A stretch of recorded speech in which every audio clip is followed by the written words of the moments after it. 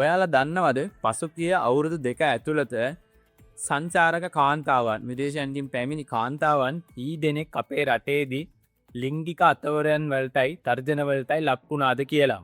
අපි මුළු ලෝකෙටම කියන්නේ ලෝකයේ හොඳම ආගන්තුක සත්කාර තියෙන්නේ ශ්‍රී ලංකාවේ කියලා. හැබැයි අද වෙනකොට ලෝකයේ ඉන්න හොඳම travel bloggers-ලා ඒගොල්ලන්ගේ followers-ලා නැත්නම් fans-ලාට කියන්නේ ශ්‍රී Lanka is beautiful but girls don't go alone there කියලා. මේ වගේ දෙයක් අහනකොට අපිටම අපි ගැන ලැජ්ජ හිතෙන්නේ නැද්ද? මේ වීඩියෝ එකෙන් මම අද කතා කරන්න යන්නේ අපේ රටේ සුන්දරත්වයේ කෙලසෙන විදිහවත් ගැන නෙමෙයි. මම මේකෙන් කතා කරන්න යන්නේ අපේ රටේ ජීවත් වෙන සමහර මිනිස්සුන්ගේ හදවත්වල තියෙන කුණු පිරිච්ච පැත්තක් ගැන.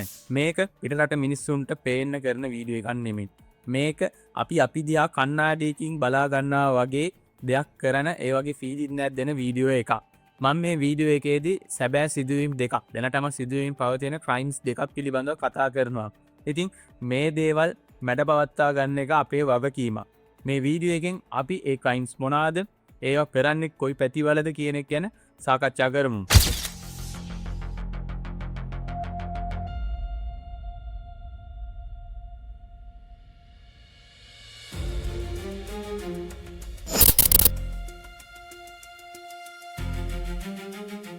ඇල්ල ප්‍රදේශයේ ඉන්නවා සීක්‍රට් වෝටර්ෆෝල්ස් පෙන්වන එක්තරා තරුණ කණ්ඩායමක්. මේගොල්ලෝ ඉතාමත් කරුණාවන්තයි, සුවදශීලී, හොඳට ඉංග්‍රීසි කතා කරනවා. ඉතින් 2023 අවුරුද්දේදී එක්තරා විදේශ තරුණියක් මේක ගයිඩ් කෙනෙක් එක්ක යනවා ඇල්ලේ තියෙන මේ සීක්‍රට් වෝටර්ෆෝල් එකක් බලන්න. ඉතින් මේ ගයිඩ් කියලා තියෙනවා මේ ඇල්ල තියෙන්නේ කැලේ ඇතුලේ කියලා. හුදකලා පාළු පාරකේ තරුණයෙක් එක්කන් ගිහිලා තියෙනවා. ගැලේ ටිකක් මැදට වගේ යනකොට මෙන්න මේ සුවදශීලී ගයිඩ්ගේ වෙස් මූණ ගැලවෙන්න පටන් අරන් තියෙනවා. ඉතින් මේ ගයිඩ් ඒ හුදකලා තැනේදී මොකද්ද කරලා තියෙන්නේ? එයා මේ තරුණියට බලහත්කාරකමක් කරන්න ගිහින් තිනවා. එයා මේ තරුණියට කියලා තිනවා මම ඔයාට උදව් කරා. ඉතින් ඒකට රිටර්න් එකක් විදියට මට ඔයාගෙන් ෆන් එකක් ඕනි කියලා. ඉතින් ඒ තරුණිය එයා ඉන්නේ කොහෙද කියලාවත් දන්නේ නැති කැලේ මැදින් පන බේරගෙන දුවලා තියෙනවා. මෙයා පස්සේ මේ ඉන්සිඩන්ට් එක පොලිසියට වාර්තා කළා. එතනින් ඒගොල්ලෝ ක්‍රියාමාර්ගය අරන් තිනවා. එහෙදී යා කියලා තියෙන්නේ මම ශ්‍රී ලංකාවට ආවේ මගේ යාළුවෝ මට දීපු රිව්ස් හින්දා. ඒගොල්ලෝ කිව්වා ආගන්තුක සත්කාර අතින් නම් ශ්‍රී ලංකාව නම්බර් 1 කියලා. මම ඒක විශ්වාස කරලා තමයි ලංකාවට ආවේ. හැබැයි එහෙ ඉන්න සමහර මිනිස්සුන්ට මාව මස්ස දැල්ලක් වගේ පෙනේ කියලා මම හීනකින්වත් හිතුවේ නෑ කියලා තමයි මෙයා පොලිස් ස්ටේෂන් එකේදී කියලා තියෙන්නේ. ඉතින් හිතන්න මෙයා ඒ රටට ගිහිල්ලා මෙන්න මේ ඉන්සිඩන්ට් එක Reddit එකේදී ෂෙයා කරලා තියෙනවා. මේ පෝස්ට් එක දකින හුඟක් කට්ටිය ඒ ගැන මොනා හිතයිද? මේ වගේ දෙයක් ඔයාගේ සහෝදරියකට වෙන රටකද සිද්ධ වුණොත් ඔයා මොන වගේ දෙයක් හිතනවද? ආයේ රටට යන්න තියා ඔයා ඒ රටේ මිනිස්සෙක්ටවත් ගරු කරන්නේ නැහැ නේද? දෙවැනියට අපි කතා කරන්න යන්නේ ඉතරා ඩිජිටල් ට්‍රැප් එකක් ගැන. බීච් සයිට්ස් වල දැන් අලුත්ම ට්‍රෙන්ඩ් එකක් විදියට ෆෝම් වෙලා තියෙනවා ලවර් බොයිස් කියලා තරුණයන් කණ්ඩායමක්. මෙන්න මේගොල්ලෝ ටාගට් කරන්නේ ශ්‍රී ලංකාවට තනියම එන තරුණියක්. මේගොල්ලෝ ඒ තරුණියන්ව ටාගට් කළා. ඒගොල්ලන් පස්සෙන් ගිහිලා ගයිඩ් කෙනෙක් විදියට ඒගොල්ලොත් එක්ක යාළු වෙලා මේගොල්ලෝ එක්ක ආදර සම්බන්ධතාවයක් පටන් ගන්නවා. සතියක් දෙයක් යනකොට මෙන්න මේගොල්ලෝ මේ තරුණියොත් එක්ක අතිශය පෞද්ගලික විදියට හැසිරෙන්න පටන් ගන්නවා. මෙන්න මේගොල්ලෝ මේ දේවල් ඒ තරුණියටත් හොරේ රෙකෝඩ් කරන්න පටන් ගන්නවා. ඊට පස්සේ මේ තරුණිය ඒ ආපු රටට ගියාට පස්සේ මේගොල්ලෝ මේ තරුණියව බ්ලැක්මේල් කරන්න පටන් ගන්නවා. මම මේ වීඩියෝ එක රිලීස් කරනවා.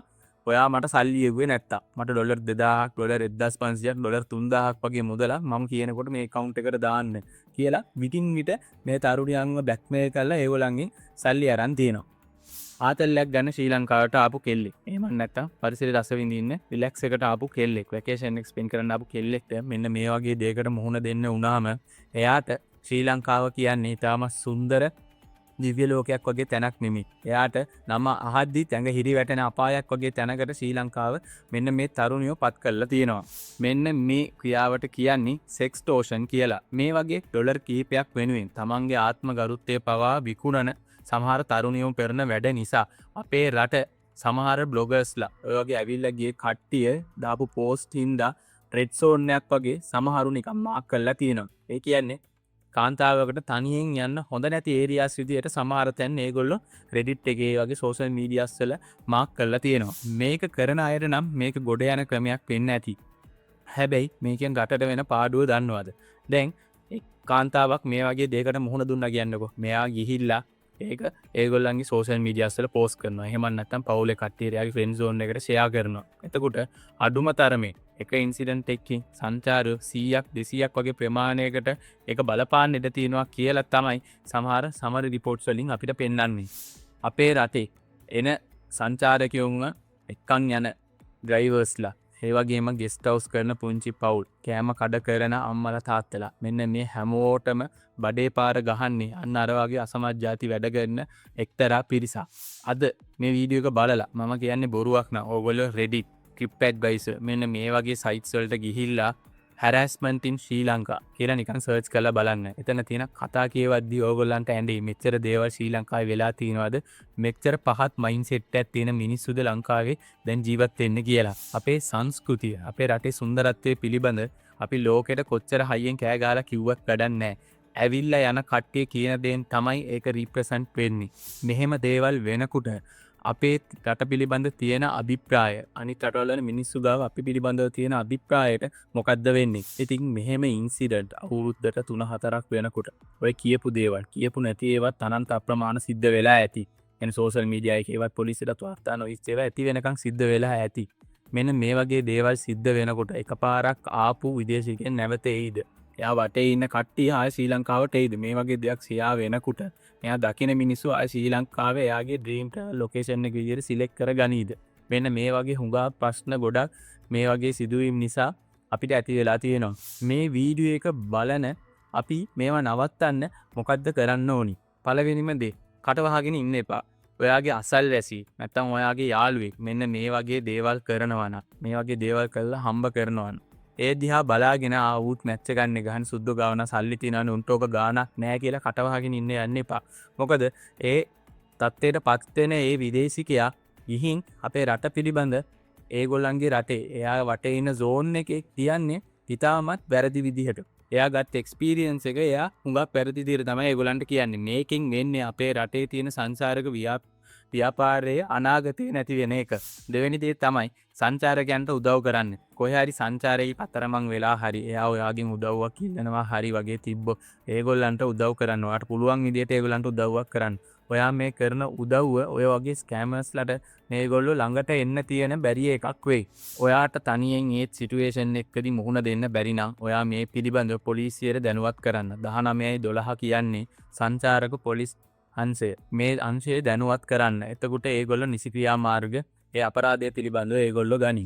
මේක රටේ නම පිළිබඳ ප්‍රශ්නයක් විතරක් නෙමෙයි. මෙන්න මේ කුණු ගොඩ අපි දැම්ම ටිකෙන් ටික අතුගාලා දැම්මේ නැත්තම් අපේ දරුවන්ට ඒගොල්ලන්ගේ අනාගතයේදී විදේශිකයන්ට මුණ දෙන්න වෙන්නේ ඊටම පහත් හැඟීමකින්. මේ වීඩියෝ එකේ අපි කතා කරපු ක්‍රයිම්ස් දෙකට අමතරව තව හුඟක් දේවල් සිද්ධ වෙනවා මේ එන සංචාරකයන්ට. අපි ඒවා මේක කතා කරේ නැත්තේ ඒව ගැන ඕගොල්ලෝ හුඟක් ඇහිලා ඇති ඕගොල්ලෝ දැකලා ඇති. ඒකේ මේන් දේ තමයි මෙහෙ දැන් රුපියල් 100ට විකුණන බඩුවා සංචාරකෙක්ට විකුණන්නේ 500යි 600යි 700යි කියලා. ඕගොල්ලෝ සමහර වීඩියෝස් එහෙම දැකලා ඇති. මමත් ළඟදී වීඩියෝ එකක් දැක්කා. රුපියල් 150 100ට වගේ විකුණන තැඹිලි ගෙඩියා එක්තරා පුද්ගලෙක් විදේශිකයෙක්ට විකුණනවා ශ්‍රී ලංකාවේදී රුපියල් 950යි කියලා. මෙන්න මේ වගේ දේවල් කරන පුද්ගලයනුත් ඉන්නවා. ඒ වගේම මහා පරිමාණ අපරාධ සිදු වෙන තැනුත් තියෙනවා. තරුණයන් දූෂණය කරනවා, එන විදේශයන් සමග ගැටුම් ඇති කරගෙන ඒගොල්ලන් ඝාතනය කරලා තියෙනවා. මෙන්න මේ වගේ ලොකු අපරාධ සිදු වෙලා තියෙනවා. අපි මේ වීඩියෝ එකේදී මේ පිළිබඳව කතා කරේ නැත්තේ මේ පිළිබඳ සාමාන්‍ය සියලු දෙනාම දැනුවත්නේ. මේ අලුතින්ම යන මේ ට්‍රෙන්ඩ්ස් දෙක පිළිබඳව තමයි මේ වීඩියෝ එකේදී අපි සාකච්ඡා කරේ. අපේ රට මේ ලෝකයේ තියෙන සුන්දරම රටක්. අපේ රටේ මිනිස්සුන්ගේ 99%ක්ම කරුණාවන්තයි, ඉතාම සුහදශීලී. මේ 100ට එකක් කරන වැඩ නිසා මේ ලංකාව කියන රටේ තියෙන නම කැත වෙන්න ඉඩ දෙන්න හොඳ නැහැ. ඉතින් අපි අපේ තියෙන මේ වගේ වැරදි අඩුපාඩු හදාගෙන ලංකාව ආයෙත් ලෝකයේ තියෙන හොඳම ට්‍රැවල් ඩෙස්ටිනේෂන් එකක් කරගමු. මේ වෙනස පටන් ගන්න ඕනි ඔයාගේ මේ වගේම මගේ. ඒ කියන්නේ ඔයාගේ අදහස මොකද්ද? මේ වගේ දේවල් ඔයාත් දැකලා තියෙනව නැත්නම් සමහර දේවල් ඔයා විසඳලා තියෙනවන්. මේ ගැන ඕගලන්ගේ අදහසත් පහලින් කමෙන්ට් කරන්න. ඉතින් මේ වීඩියෝ එක හුඟක් කට්ටිය බැලිය යුතු වීඩියෝ එකක්. ඉතින් මේක ඕගලන්ගේ යාළුවන්ට පවුලේ කට්ටියට ෂෙයා කරන්න. මේ වගේ ඉන්ට්‍රෙස්ටිං අලුත් වීඩියෝ එකකින් නැවත හමු වෙමු. ඒ වෙනකන් හැමෝම පරිස්සමින් ඉන්න.